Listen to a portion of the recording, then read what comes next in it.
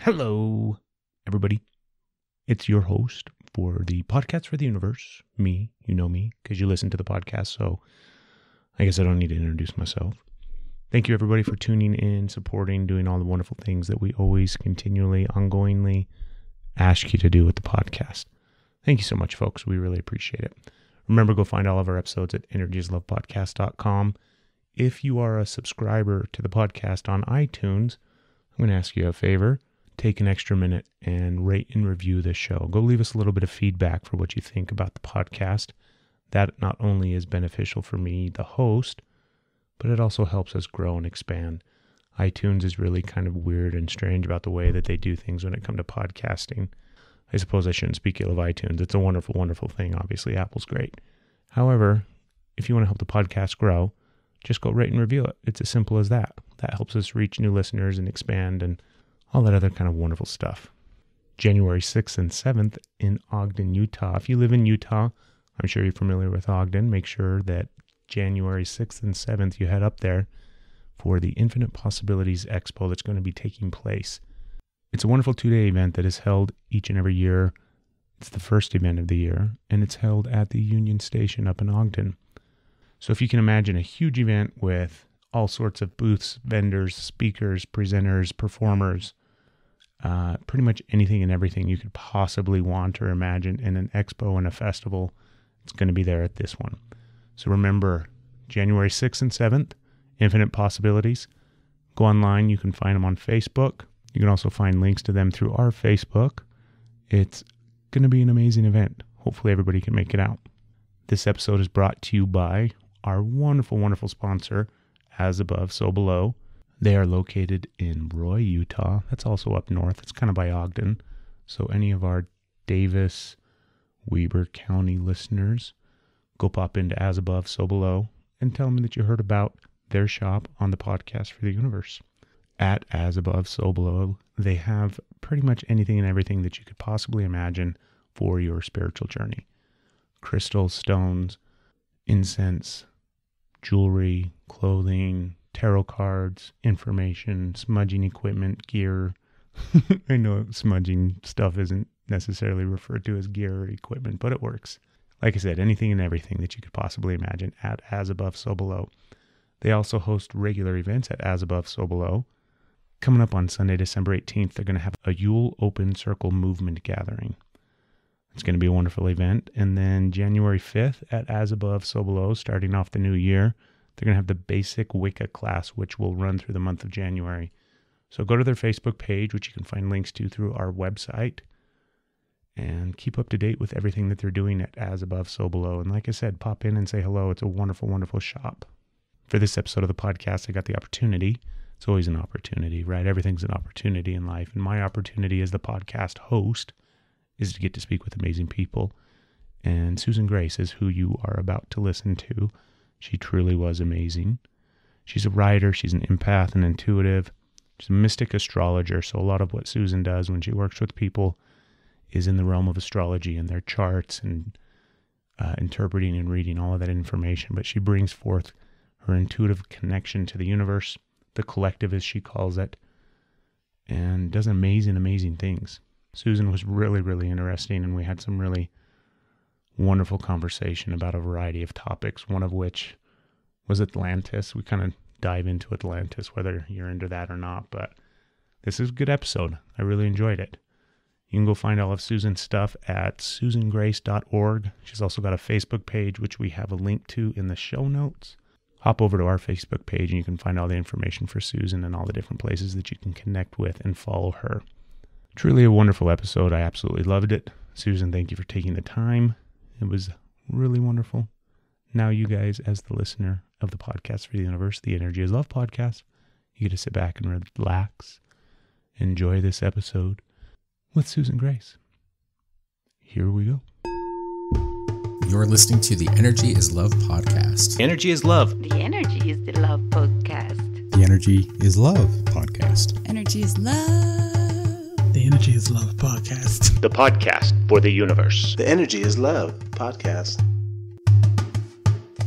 So, first off, Susan, I pulled a little bit of information off your website. A lot of times when I do these interviews, I try to get, just real basic stuff from necessarily kind of what people are and what they're into and what they're all about. But I also like to leave it really limited so then I get the opportunity to learn about you at the same time as our guests, not our guests, our listeners. Great. But first off, on your website, you've got listed kind of a description of you, a little bio, obviously, like a lot of people do. It's susangrace.org, but you're a writer, an empath, an intuitive, and a mystic astrologer. Mm-hmm. So tell me a little bit about that. First, I want to know a little bit about, let's just go into mystic astrologer. Okay. When I've been following horoscopes since as long as I can remember, but I went through kind of a dark night of the soul beginning in 2010, and it lasted for a couple of years. And when I turned to astrology to really dig into the fullness of my own chart to figure out what was going on with me, I was listening to other astrologers who were talking about the nuts and bolts of the astrology, like the planets and what they textbook mean when they're transiting or when they're hitting your chart. And at the end of listening to almost everyone, I ended up feeling like, I understand everything you're saying. I mean, I understand the mechanics, but really, what are you really trying to say? Like, are you talking about anxiety? Are we talking about a wave hitting us? What do you mean? And so at some point I stopped listening to other people and I started reading in my own way. And at first that was me pairing astrology aspects with art. I would have works of art matched with the astrology to convey how I thought that energy felt, because it got closer to it than words could. Were they works of art that you created? No. They were. It was other people's works of art, which Mm-hmm. ended up being how I ended up doing my own 100% my own original work. For a while, it was other people's art matched with the astrology. And then people said, I see what you're doing, but can you add your own words too? Because I really want to know more about this. And when I started to do that, when I started to write more and more, it took off. But I knew that I was hiding a little bit behind the art, and I knew it wasn't my art. And then in March of this last year, I got called on it. I got called on, hey, you're using other people's art and this isn't you. And I was forced to completely rework what I was doing and was forced to 100% stand behind my own interpretation and my own channeling, really, of what I felt like, what I know. The intent of the astrology is for the collective on any given day. And since March, it's been 100% a coupling between me and spirit, talking to the collective. That's so neat. So just recently we had an astrologer on the podcast, and prior to that, I didn't really have any great knowledge or base of information or knowledge to draw from other than just generic stuff that I kind of knew about astrology. But one of the questions that I asked him, and I'm going to ask you the same question, when it comes, because from my understanding of it, like you said, you can kind of really go through and learn the nuts and the bolts and the specifics and the definitions and the understandings of, each planet represents this, and when they're in alignment with that, this is what that means, and kind of really look at it from, I don't want to say a book learning type perspective, but kind of from, more of that type of angle. And for you, do you bring like that intuitive connection to that space? It kind of sounds like you do, obviously. Well, I would be making things up if I didn't know the nuts and bolts. And nobody wants that. I would be a charlatan if I was out there, acting like I'm just putting my feelings out there and not really understanding what the astrology is. So it's both. I have to know the mechanics of what's happening, or I have no voice in the astrology realm at all. I shouldn't be talking about it at all. And I feel that way about other people. If you really don't understand the aspects, you need to back off and study more. But I know what I'm talking about. Every time this kind of channeled spirit message comes through every day, I go back over it 4, 5, 6 times and make sure it matches up exactly with the mechanics of what's happening in the astrology so that I can stand behind my word. I don't want to have to say, well, it's just what I think or whatever. No, I would lose credibility. And it wouldn't resonate because I really am talking about the energy that the collective is under. If I was just making stuff up, none of it would resonate with anyone. So tell me what the collective is from your perspective, from your understanding. Because I think I have a good idea, but. Well, at the most basic level, it's humanity. All of humanity is under the same sky constantly. But it goes beyond that. We all have our higher selves and we have guides. We have the higher realms that are in our favor. And quite frankly, it gets even more expanded than that. All of our incarnations are happening at the same time, kind of in a spiral, and all of our charts are interacting with each other. So it gets more and more complex and kind of esoteric the more you get into it. But the collective is literally the collective, the oneness of everything. I like that. How long have you been... I always get a crack out of all the different labels and the ways that we kind of describe it. And it's really fun on this podcast because everybody's got their own thing. But how long have you been like a spiritual hippie type person involved in the realm of all of this kind of stuff? To some degree, I've always been this way. And it's, I don't think this is uncommon. I had a traumatic childhood. And so I had to look outside of my nuclear family for influence and for guidance and for role models and to try and find an answer somewhere that resonated with me. And so always, I would say, and really I would go past my childhood. Part of my belief system is in having past lives or future lives or multiple lives, however you want to see it. And I think that I think the core soul of me is this way. But how long have I been doing this specifically? How long have I dived into it? Well, like, how long have you been aware of it? Because I agree with you. I think for the most part, well, I don't think for the most part, I think everybody is, connected to that universal flow of energy that we all kind of stem from. And then some of us have awareness of it or choose to make ourselves aware of it. And then others don't. But how long have you kind of, been practicing or been aware of it or been kind of consciously in that space as opposed to unconsciously just moving through life? Does that make sense? Yeah, it makes sense. I would say always, but I think where the differentiation happened is when I started to put myself out there, because we all do things in private practices to get through life. But at one point, do I own something and make it and really acknowledge that I'm in the hands of something bigger than me and to be of service and to really put myself out there in a vulnerable yet powerful place. And that only began for me in 2014. It's only been 2 years. So you talked about in 2010, kind of a darkness, a period of time that you went through where you kind of had to deal with a whole bunch of stuff. What happened, if you don't mind sharing it? No, I don't mind. I had been married for 10 years, and it was, I think other people can relate to this. It was essentially a 10-year divorce. And I looked up one day and I said, I'm living someone else's life. I feel like I'm a guest in my own life and I can't do this anymore. It's killing my spirit. It really is. And I had a 3-year-old at the time, and I had decided that in his best interest, I wasn't willing to just endure a life that's not mine anymore. I had to start thinking about his life. And so, I got a divorce, and immediately after that, I got back with an ex-boyfriend who I had known from high school or whatever, and that wasn't a entirely intelligent move on my part. But so that was 3 years with a very dark soul, and that ended in 2013.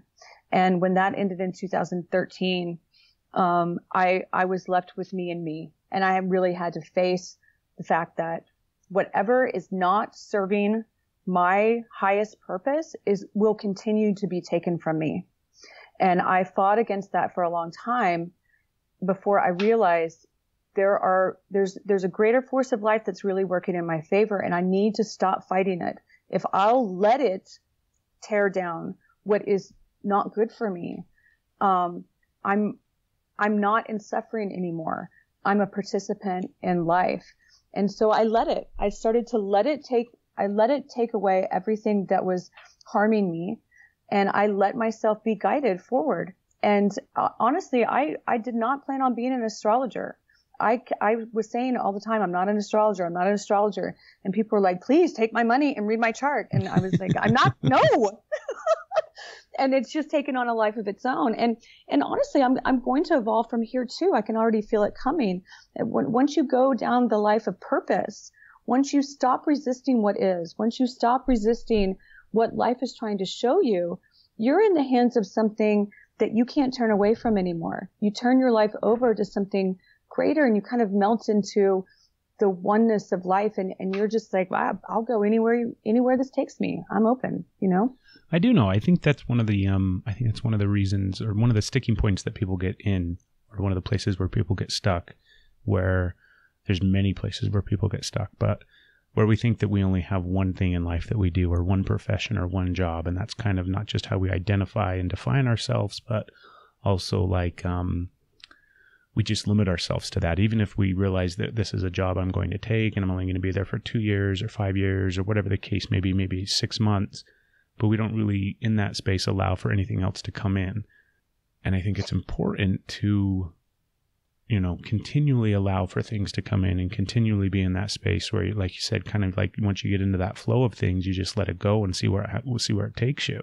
Right. And that's understandable that we feel that way, that we're like, okay, now I'm an architect and I'm going to be an architect, because that's the culture that we're coming out of. It's the old paradigm that's falling away now, where you're identified by what you produce, or you're identified by what you produce for other people.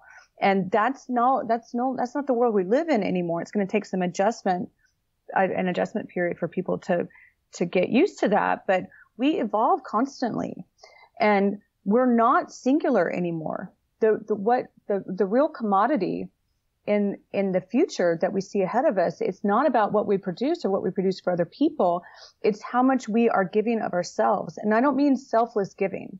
We have to have our cup filled back up again.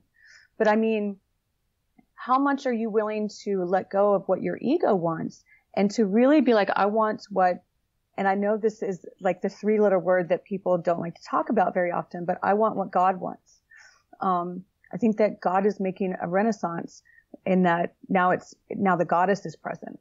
And so I think that people are going to find that they're more willing to give themselves over to a greater force of life, where both the divine masculine and divine feminine are in balance again, and we are once again safe and at home, and we can trust it.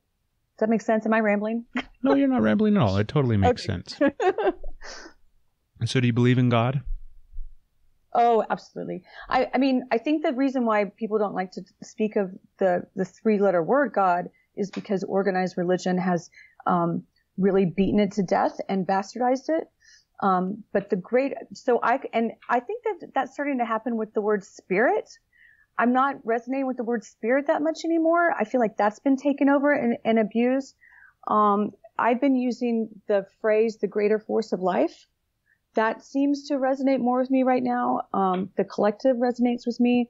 I think that but I think that's natural. I think anytime we get into labels that put cages around things, or make things seem singular or authoritative, then we should all question it and be like, no, this doesn't feel good at all. Especially since we're approaching the age of Aquarius, where we cannot be thinking in duality or singular or linear or reductive terms anymore.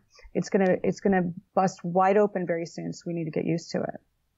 So the age of Aquarius, I've heard that mentioned a lot. We've talked about it on the podcast before with previous guests, and I'm sure people out there listening have probably heard that phrase or that term or that reference.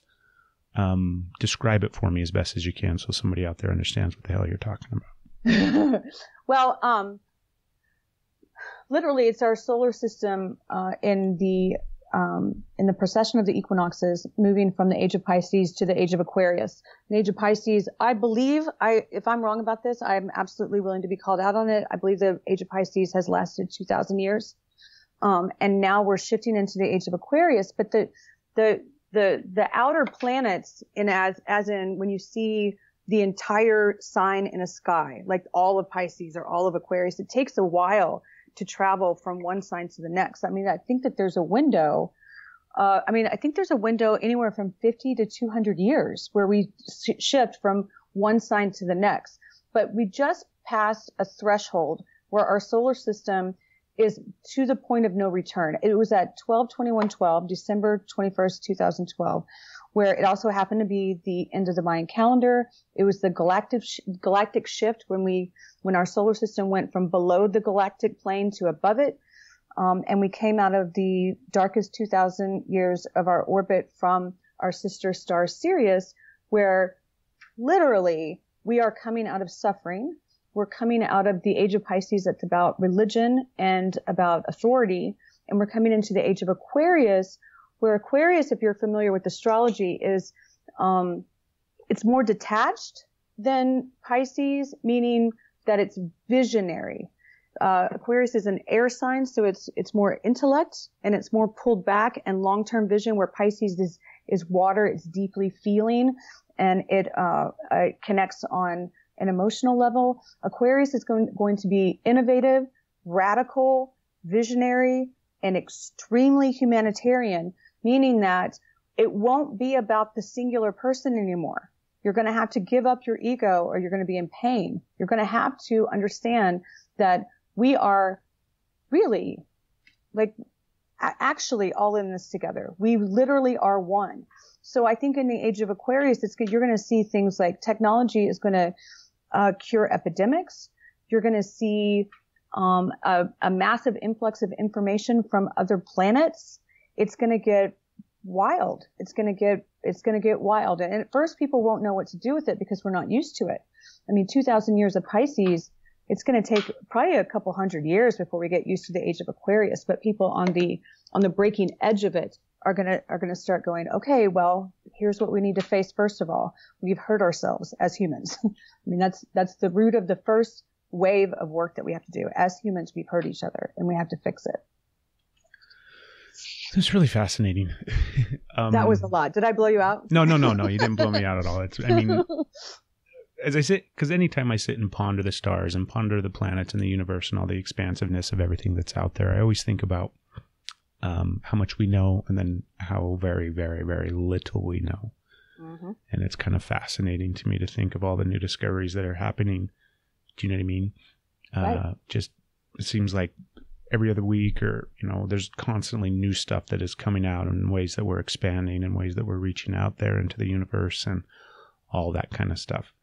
Mm-hmm. But I want to get your take on something, because this is something this is just that's the benefit of being the host of the podcast, is I get to ask whatever the hell I want to ask. But recently I've been thinking about, because people talk about global warming, right? And cycles that our planet will naturally have anyways, where we've gone through ice ages and we've gone through all these different things that we've kind of, the planet itself has experienced. And this concept or idea that somehow we are, that global warming exists, that it's a thing. I do believe that. I'm not one of those people that thinks that it's all a conspiracy. I don't think it's a conspiracy by any means. Mm-hmm. But are we speeding up that process, or are we just kind of a natural cause of the process? Does that make sense? And maybe that's a stupid question. No, that's not a stupid question. Are you asking if we're speeding up the process of our discoveries about global warming, or are we speeding up global warming? Kind of like the destruction of the planet. So if I sit and think about it, in the way that, we can go back in history and time and pull like ice core samples and things like that and see the state of the planet at certain time periods, it kind of appears that we're always continually in a cycle, the planet itself, where it'll go from, these big, huge extremes. And granted, they take thousands of years to happen, but are we just in that natural flow of the planet's regular cycle? Or did we kind of jumpstart it in a sense? No, I mean, the Industrial Revolution absolutely started to speed it up.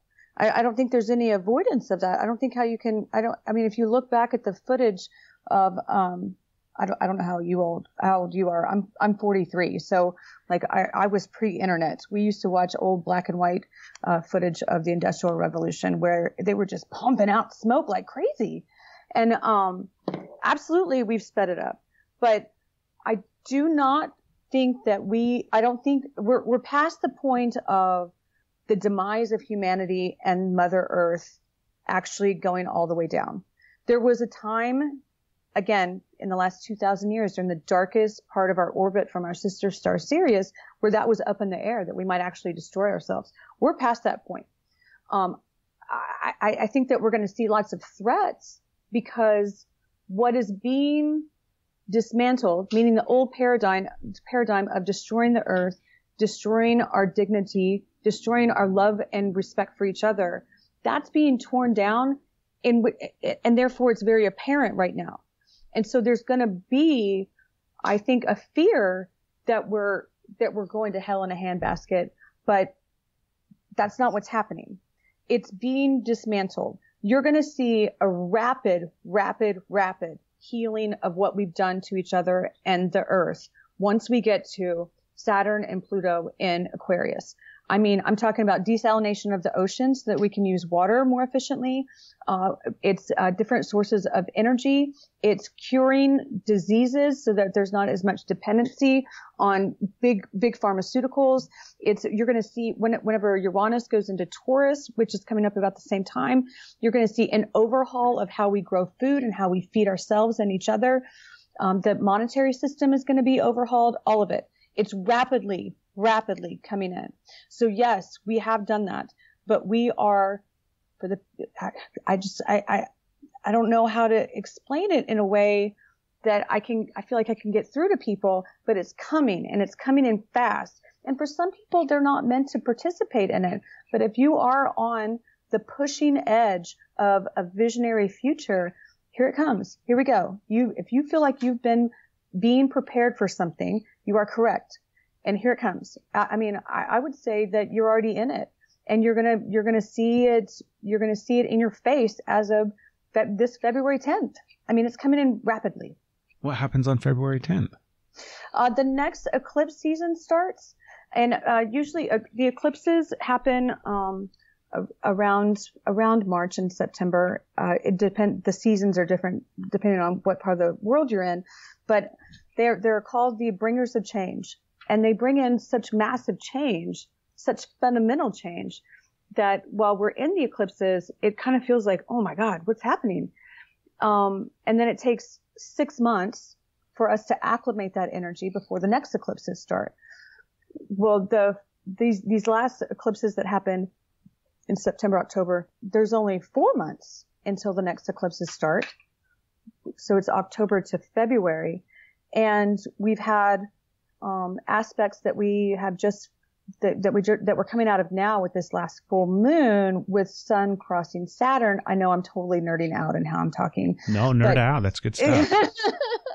But it really is getting down to the wire of what do you truly believe?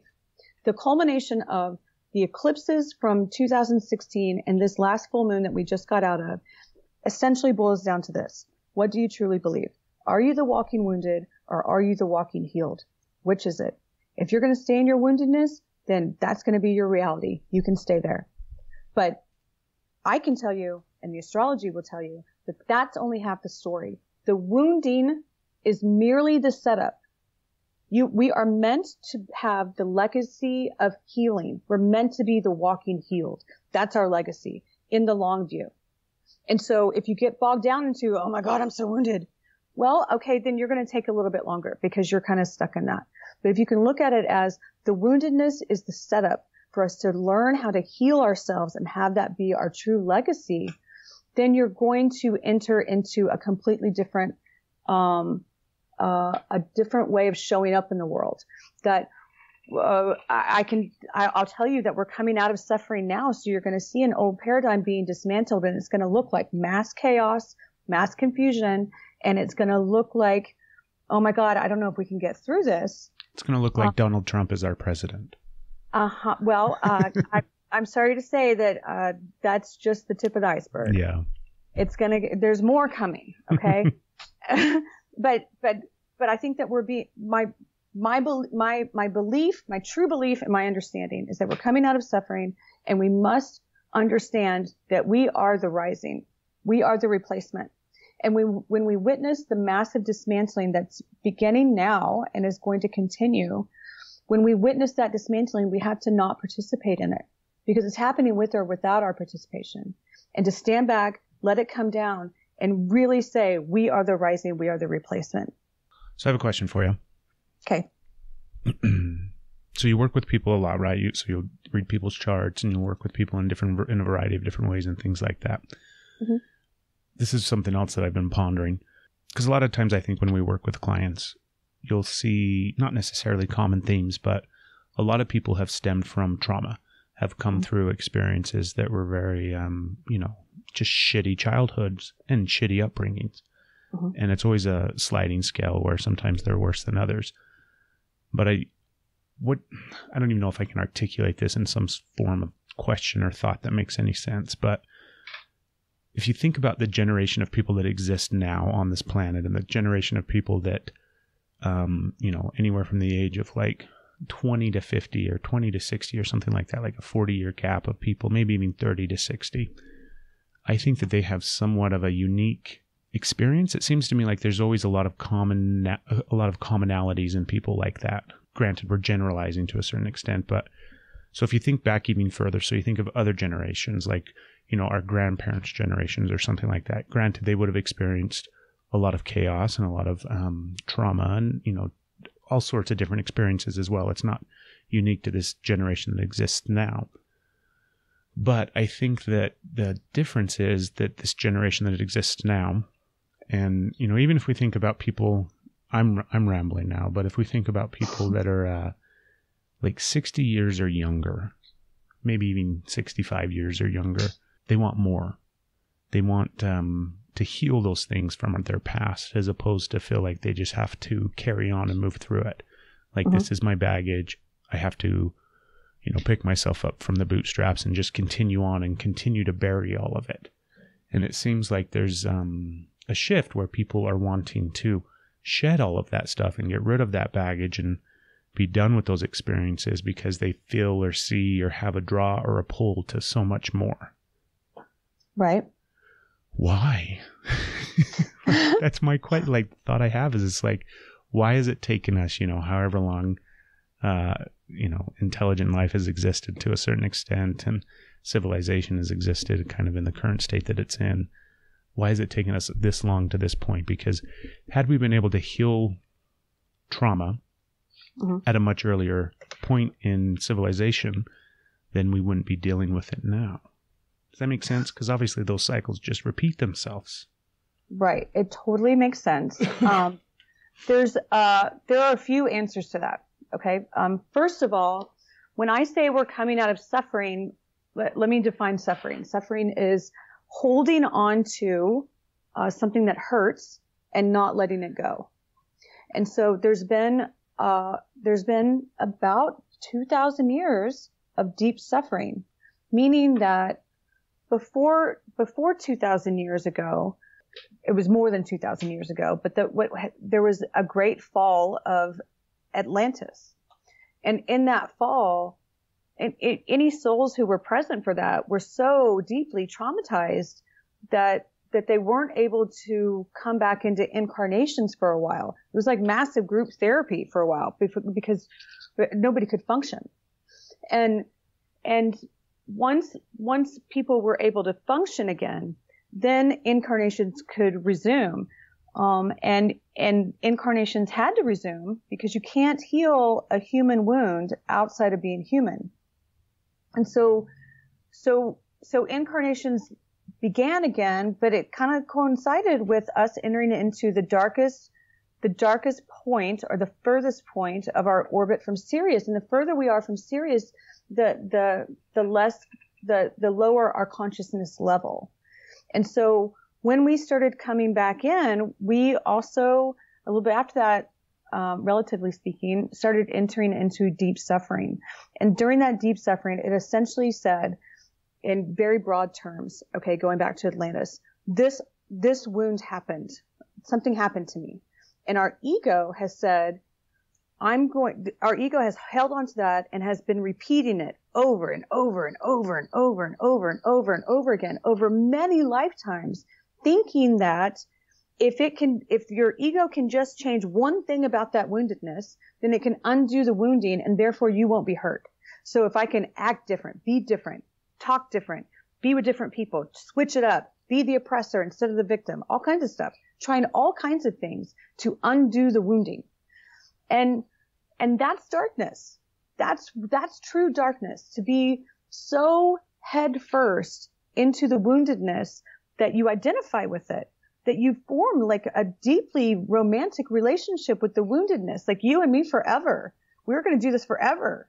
And now coming out of suffering and coming out of darkness, it's like, oh, my ego has actually been keeping my suffering alive. My ego has been fighting the wrong fight. And so it's a realization of stop doing that. Stop doing that. But you can't do that until we rounded that bend of the orbit away from Sirius and started heading back towards home, where we have more light available to us. And light is information. It's just information. When we're so far from information that we're just in complete void, we just sit there in the void and try and play with the void and think we can change the void. You can't. But once we have an influx of information again, now we're like, I tell you what, I'm not going to do this anymore. I'm going to be heart-led, not heart-deprived. I'm going to tell my ego to stand down and have the chalice, the receiving end of the femininity, set the agenda. And now my ego can only bring back what I'm going to receive. I'm going to release myself from suffering. And so you'll see, as far as this generation that's alive right now, it comes down to Pluto. Pluto's the generational planet. Pluto will come into a sign, and it takes a whole generation and cuts them all the way to the bone. And in that one sign, takes them down to the bone until they're on their knees, and then resurrects them until they become experts in that area. And Pluto was in Virgo in 1957 to 72, something like that, 1957 to 72. So the people a little bit older than me, they were Pluto and Virgo, and their whole deal was that Virgo is about being present and in the everyday presence of our life, and really that the healing goddess energy, which Virgo translates to rain. We can bring rain down upon where there's drought and heal anything. But first we have to look at the actual reality that we're in. And so when you're coming out of the 1950s, when the attitude was everything's perfect, everything's fine, Pluto and Virgo came in and said everything's not perfect, everything's not fine. There's things like racism, there's classism, there's abuse happening, there's war, there's famine. And so that's when the 60s started taking off and saying, we're going to rip up the carpet and look all the way under here and really address the really gnarly things that are going on that nobody wants to talk about. And then after that, it was Pluto and Libra. I'm Pluto and Libra generation person, where we had to completely redefine how we relate with each other, that giving and receiving in relationships was completely out of balance. And we've had to drop all the cages, drop all the walls, and let people be able to breathe and grow and keep the sacredness between us. Not put people in cages, but keep sacredness between us to allow energy to breathe and grow. And now we're looking at Pluto and Scorpio people coming of age now, where they're entering into they're becoming adults now. And I don't know if you're familiar with Scorpio energy, but it's hardcore. And you get Pluto, which rules Scorpio. In Scorpio, you're going to see massive, extreme teardowns before Pluto and Scorpio generation people start to say, we have the ability to transform upward, not just destroy, but to transform upward like the phoenix. And that's what we're looking at now. Oh my goodness. That's a lot of information as well. Did I blow you at that time? For me, it's just like, because I completely understand what you're saying to a certain extent, right? Granted, I don't have the background in astrology and the deeper understanding of kind of the way that the planets and the spin of everything has affected us on all those different levels. But I just always find it fascinating how long it takes for people to heal, how long it takes for people to move through things. Do you know what I mean? And part of me understands it, and then part of me doesn't. Like, I don't understand why it takes people so long to get over their shit or to let things go, even when they are incredibly traumatic and, detrimental. Can I challenge you on that? Of course. Okay. Because I've been facing the same thing. And so this is a wonderful time to talk about it. I have been, I do this work all the time, and I'm seeing people choose differently than what I've been telling them they need to choose. And so I'm like, oh my God, what are you doing? I told you what to do, and they're not doing it. But I've really had to look at myself. If you're seeing something in the world, it's present within you. And so if like, I'll take myself, for example, if I'm looking at someone choosing to stay with the dismantling and not with the rising, and I feel panicked about that and say, no, like something's wrong with it, then it's because I haven't forgiven my own well. I haven't come to peace with my own downfall. If I was at peace with myself, I could watch someone go through a process and be like, they're going to figure it out. It's okay.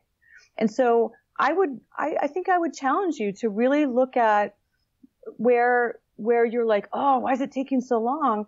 Where maybe you've spent a long time trying to get out of your own deep, dark well, or where maybe you feel responsible for people and you shouldn't. You're responsible for yourself.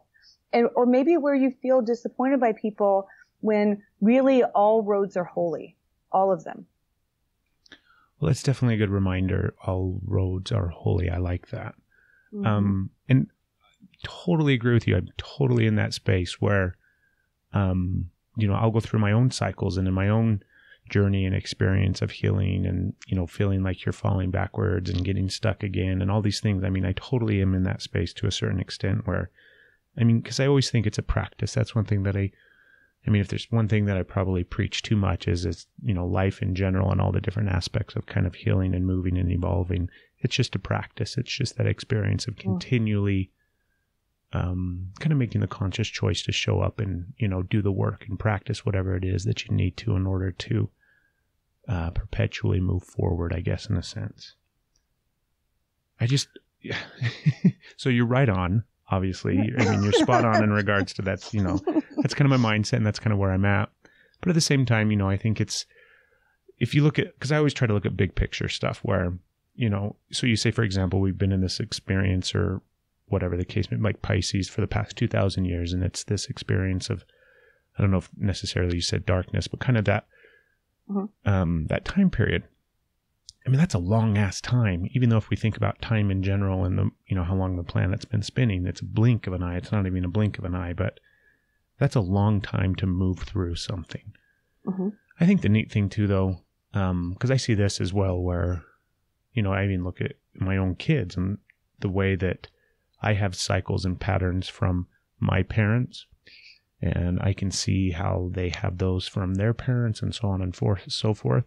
But what's neat is to see that some of those patterns, granted, some are still kind of lingering and present in my children, but so many of them aren't. So many of them are kind of broken. And hopefully I think that, the newer generation of people that are coming into their space of existence probably vibrate higher, probably see things from a far different perspective and won't necessarily get stuck in the all those old patterns and behaviors and kind of minutia that the rest of us have been stuck in for a while.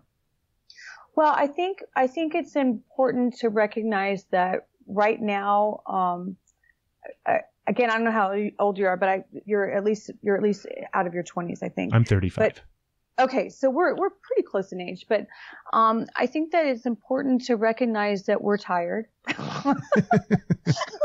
Yes, I am very tired. So we're tired. Like, oh my God, please, nobody has to go through this again. But if you hadn't gone through that, if you hadn't gone through your own suffering, you wouldn't have the richness of perspective and empathy that you do now. And so when you look at other people and go, oh my gosh, I hope they don't have to go through what I've been through, recognize that they won't have the depth that you have if they don't. They need to go through something to learn what they're not, to be fully in ownership of what they are and to be able to look at other people who are struggling and see the beauty in them. I can easily look at someone in the pit of the gutter and see the beauty of them easily, because I've been there.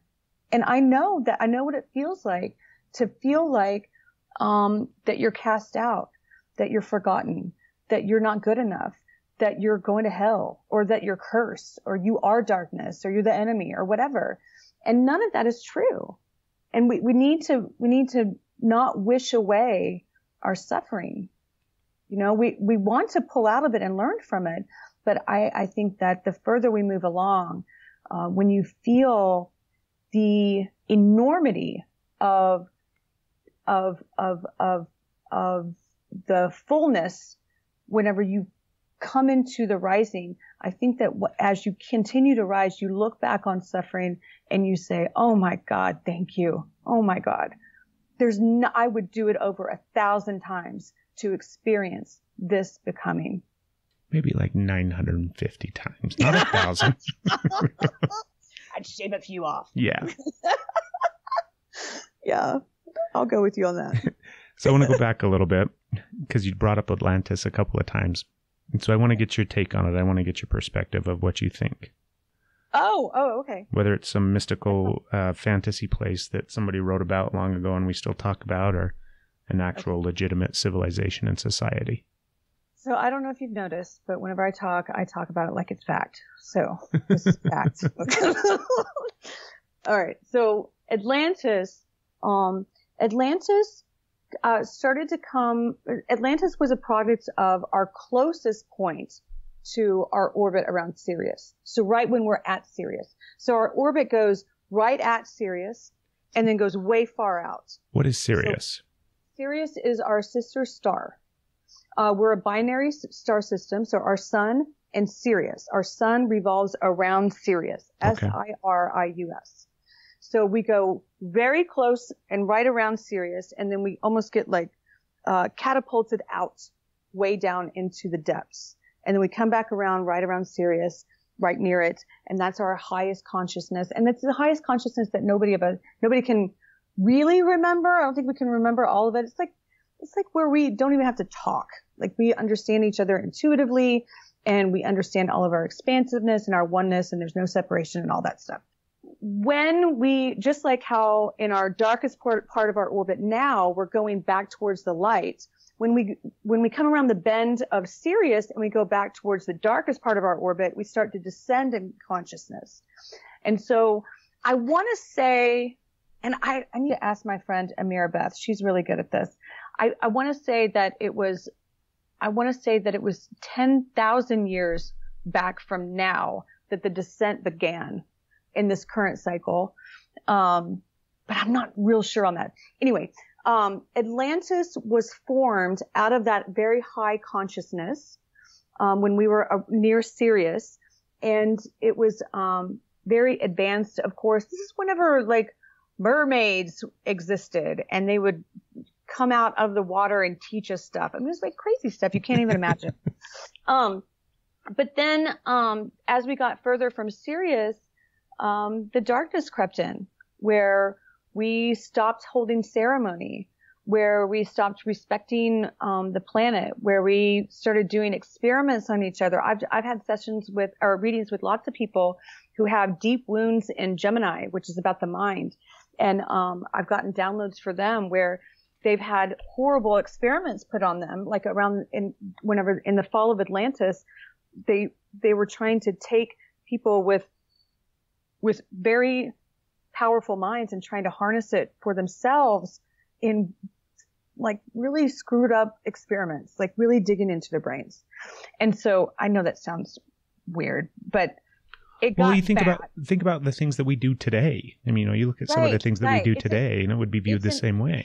It's an echo of it. Exactly. It's an echo of it. So when the darkness came in, everybody who was there, and most of them are back now for the rising.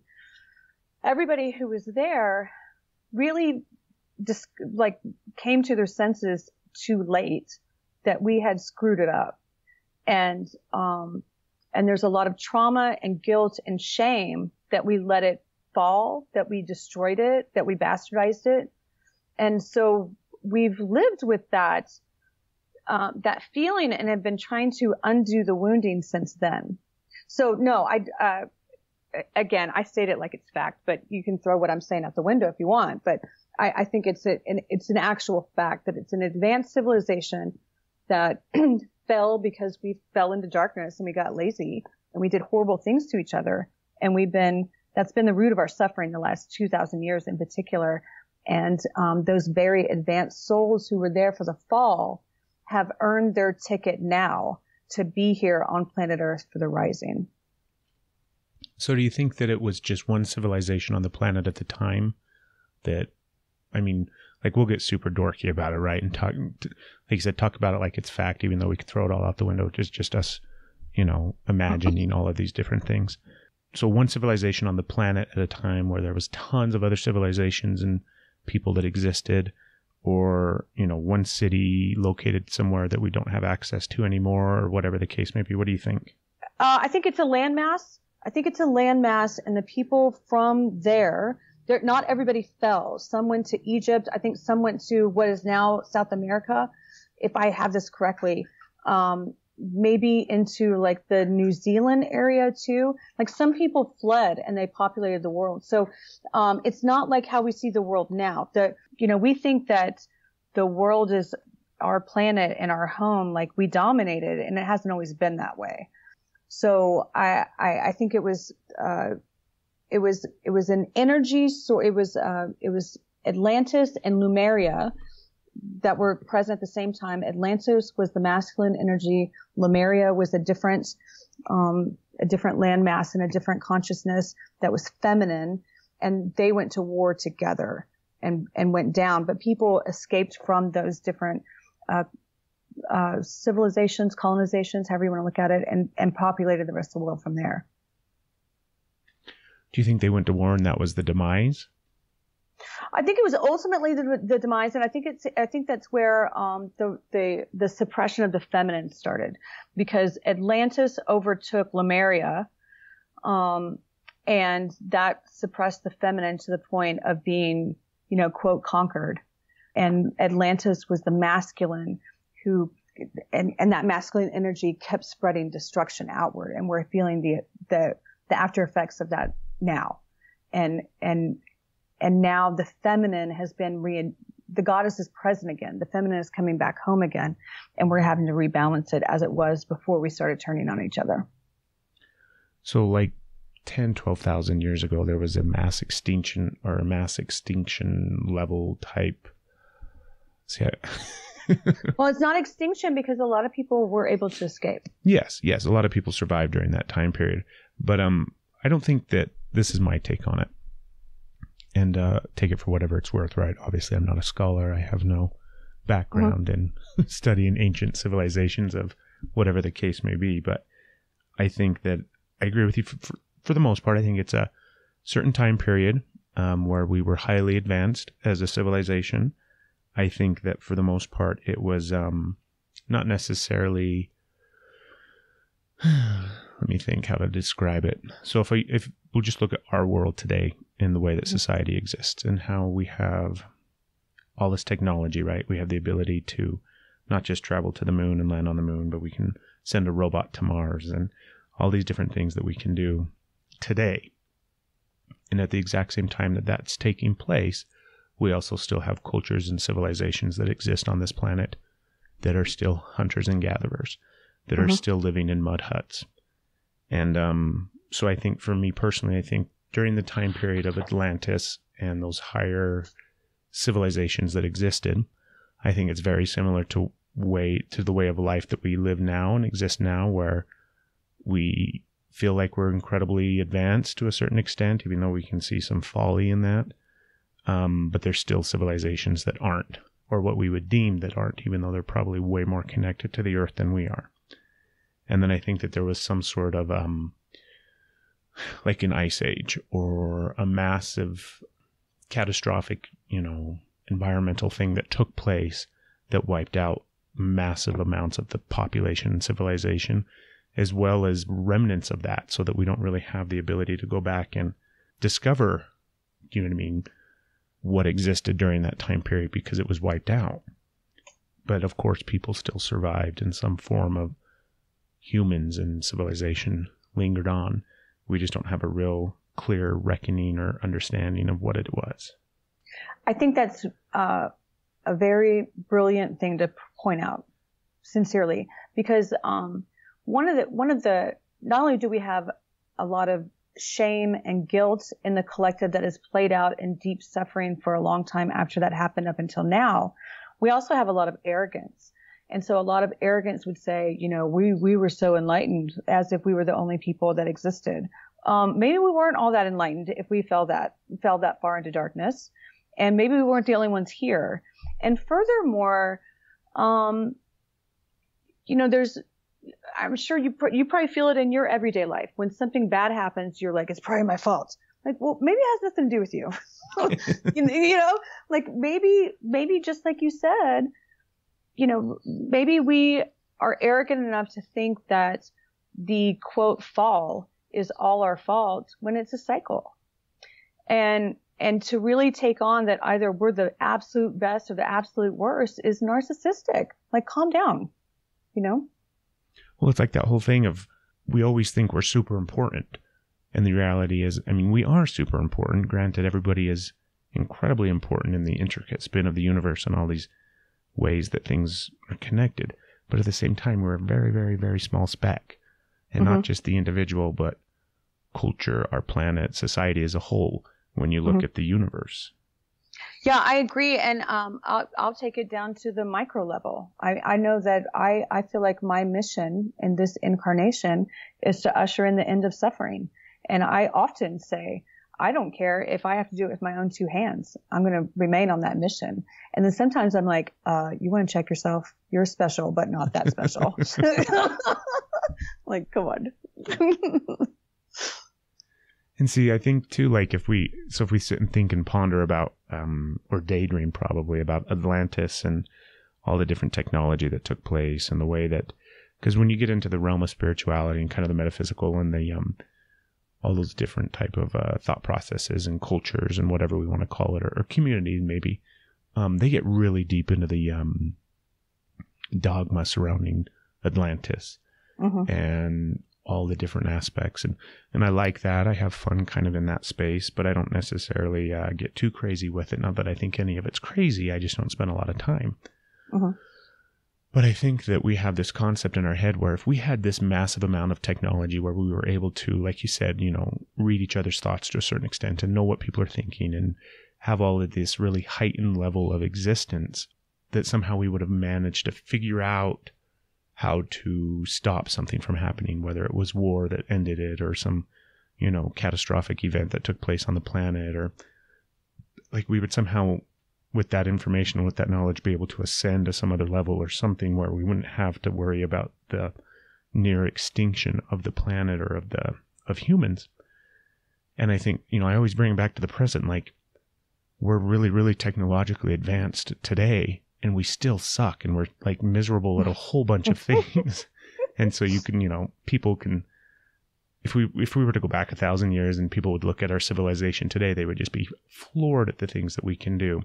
But yet there's still so much that we can't do and so much that we, you know, fail to do. Like even just communication, everybody has stopped actually calling and talking to people, or, you know, if you've got to talk to your neighbor rather than going next door and knocking on the door, you're going to send them a text or whatever the case may be. So,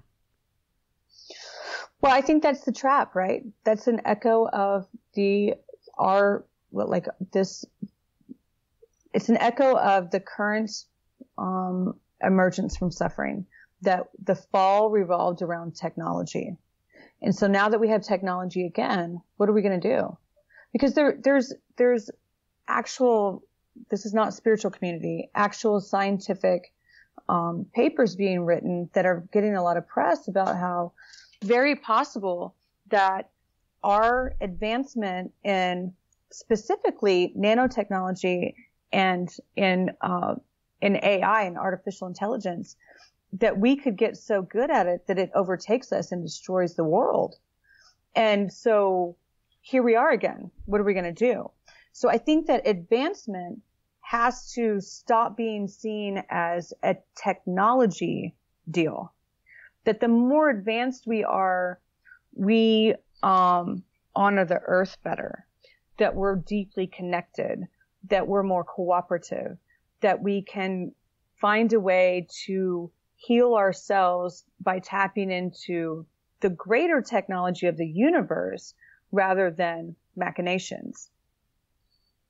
I recently had this discussion with my wife in regards to AI. So like this idea, this concept that somehow if we create robots or some sort of artificial intelligence that somehow becomes sentient and can, completely operate free from any control of a human, because that's kind of what we're working towards, right? Like you're getting closer and closer and closer to it in science. And it's really fascinating. For me, I'm all for it.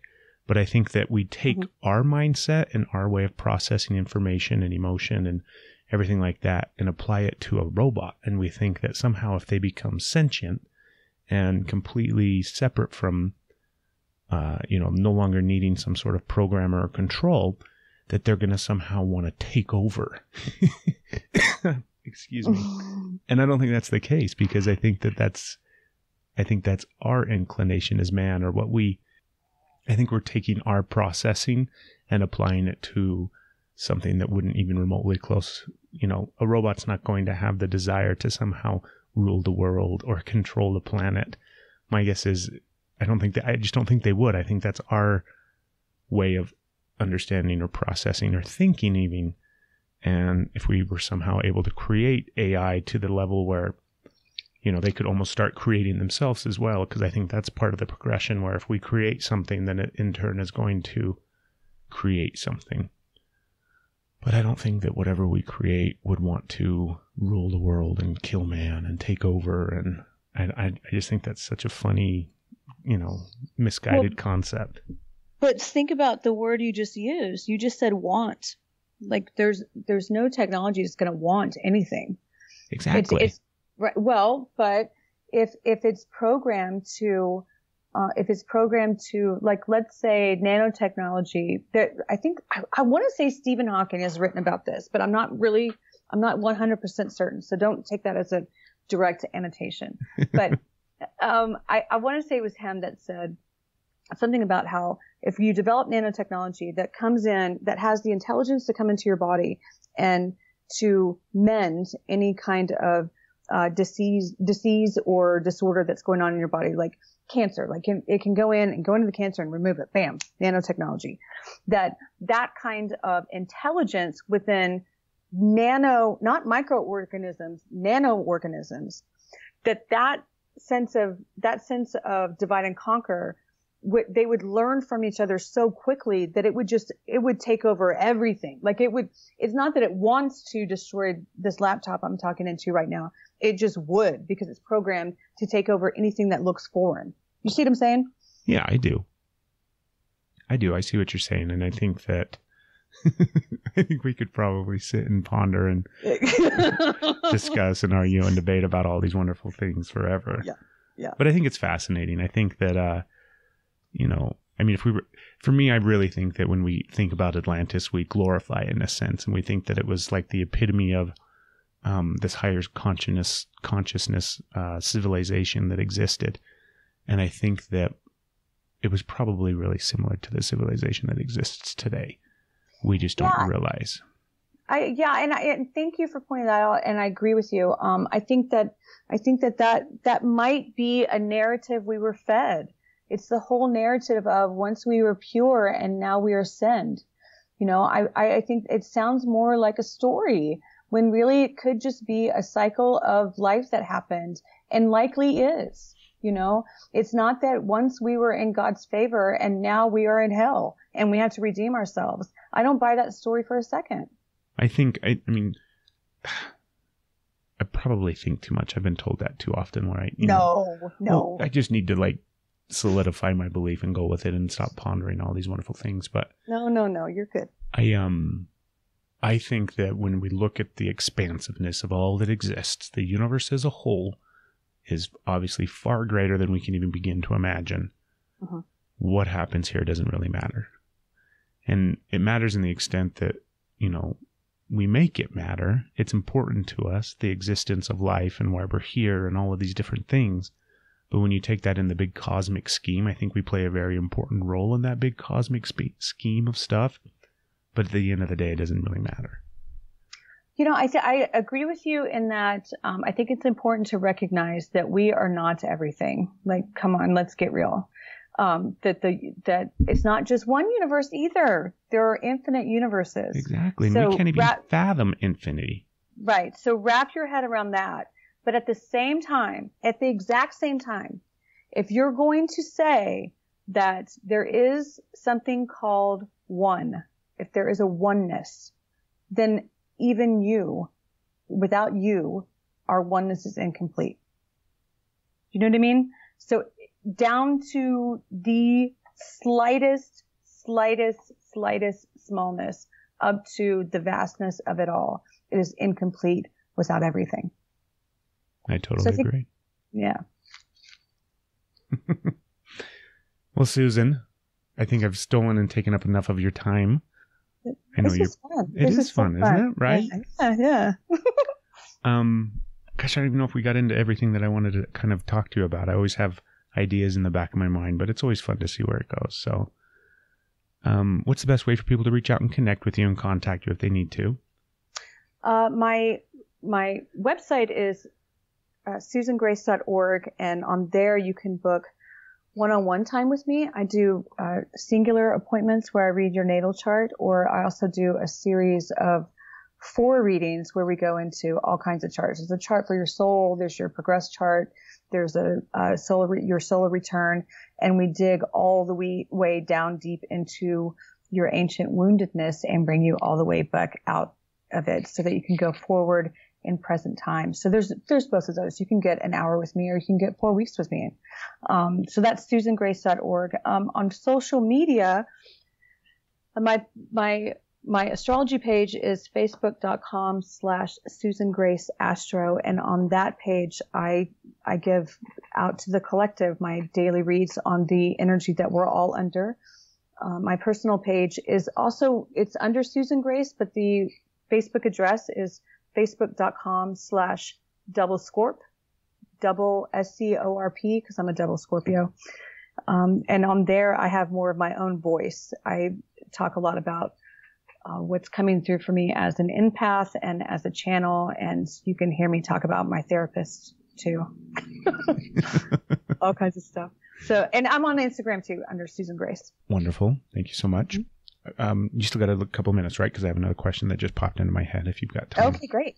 So way back earlier, I don't remember how long ago in our conversation, you talked about past lives. Mm-hmm. So I have this, this just keeps itching at me, and every opportunity that I get, and kind of when it comes up, I talk to people about it on the podcast. But in my thinking and my understanding, I think past lives are bullshit. And not that we haven't existed in some form or fashion of energy before, but the way that and I don't care, like the community of spirituality, the way that past lives are viewed. And obviously past lives stem from, you know what I mean, the Indian culture and Buddhism and things like that, right? It's been around for a really long time. Mm-hmm. But so much of me just kind of can't wrap my mind around a past life when so much of it is just about the now and just being present in the moment, because time doesn't really exist in the concept and way that we traditionally think of it as past, present, and future. It's really just the now. Right. So your question is? So my question is, tell me your thought. Like, how the hell can we have a past life if all that exists is right now? Very good. You get an A. You can't. Here's the dirty little secret. Okay. The karmic cycle of trying to right the wrongs of what has happened in quote past lives, and trying to make amends with people, and trying to what you put out comes back to you, and even in the scales and all that. That is a symptom of our limited perspective of linear time. The truth is that eventually you get to the awareness of that everything is happening right this very second. Even what we perceive as a past life, that you do have multiple incarnations, but it's like if you have a higher soul, it's like if your higher soul was dropping fishing lines down into a lake, and you drop like 7 fishing lines into a lake, and let those different fishing lines have their own experience within the lake.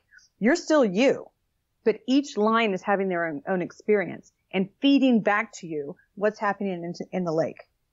You see what I'm saying? So it's all happening at the same time, and they're all feeding off of each other. Another way to see it is that, again, like I said before, all of your lives and all of time is happening in a spiral. So where you're in a certain part of the spiral now as we're talking, there's another version of you in a different part of the spiral having another life for your soul to learn. And as we're talking, the more that you're understanding what we're talking about, that version of you is changing the way that they're behaving.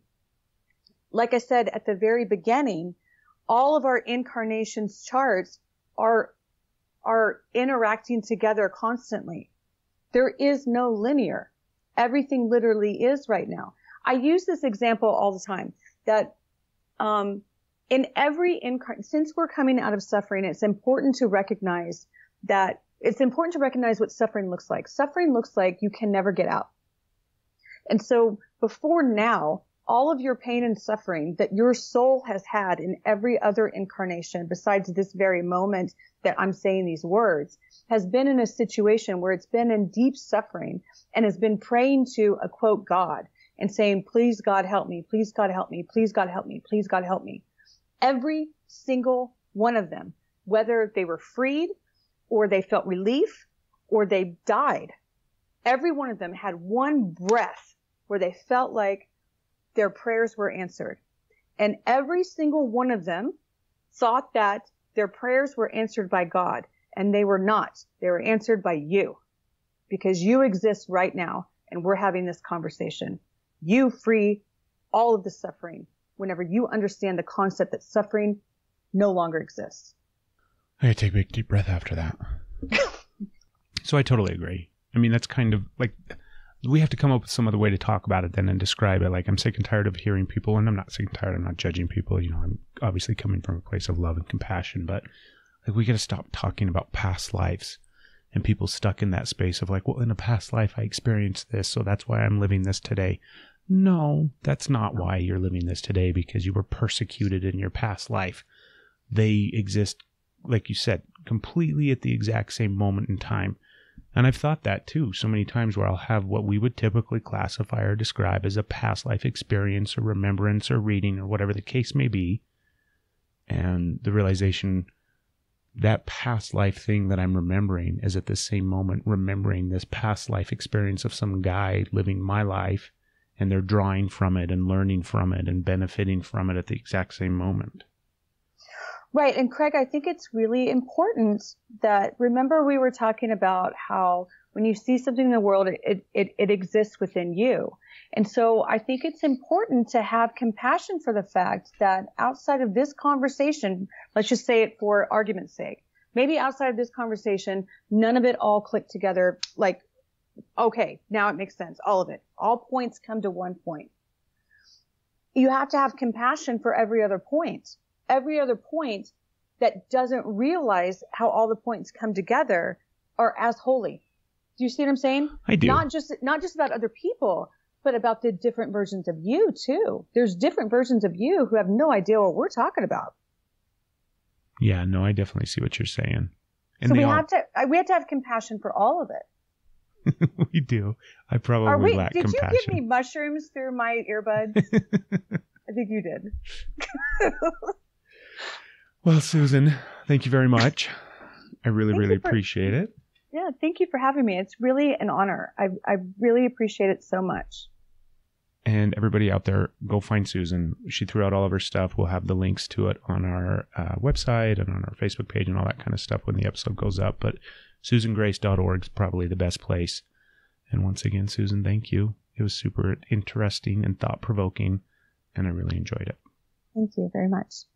And everybody go out and have a beautiful, beautiful, wonderful day. All of our incarnations are happening at the same time, kind of in a spiral, and all of our charts are interacting with each other. And light is information. there's a greater force of life that's really working in my favor, and I need to stop fighting it. All roads are holy. Whenever like mermaids existed and they would come out of the water and teach us stuff,